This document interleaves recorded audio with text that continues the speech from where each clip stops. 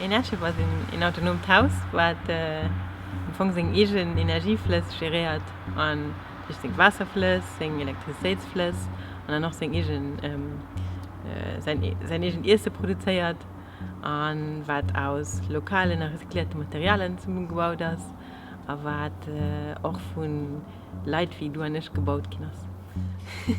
The Äerdschëff project is a house that you and I built that is made out of recycled materials, that is going to harvest the water, the rain is going to treat the water and is going to produce its own energy, it's going to be heated by the sun, produce its own food. Pour moi, le projet Earthship, c'est construire une maison écologique faite à partir de matériaux recyclés et récupérés et d'essayer d'atteindre l'autonomie au sein de ce bâtiment, comme se chauffer, produire de l'électricité, produire de la nourriture pour se nourrir, récupérer l'eau de pluie pour avoir de l'eau potable et traiter ses déchets.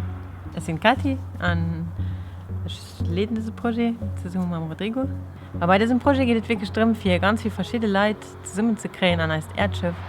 Und ich mir haben Leute dran, die sind Architekt, die sind Ingenieur, die sind Zeichner. Wir haben aber auch Leute, die sind dabei, weil denen macht das einfach Spaß, für manuell zu schaffen oder für Sachen zu entwickeln oder die interessieren für die ökologische Wolle oder die soziale Wolle. Das ist wirklich immens viele verschiedene Leute, die können an dem Projekt teilnehmen. Und das ist auch für mich ganz interessant, weil das dann besonders am 21. Jahrhundert eine totale Herausforderung für nicht an diese kleinen Silos denken zu bleiben, aber wirklich für zu gucken, wie können wir effektiv zusammenarbeiten, für neue Sachen zu entwickeln.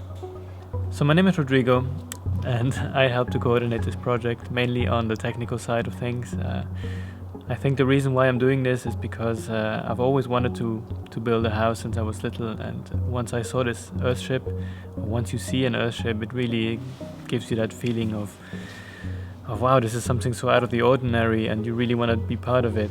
And when I heard that there are going to be possibilities to produce food with aquaponic systems that interest me a lot, I really wanted to be part of this.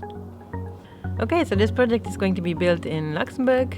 We're currently working on the plans and we're hoping to build by the summer of 2017.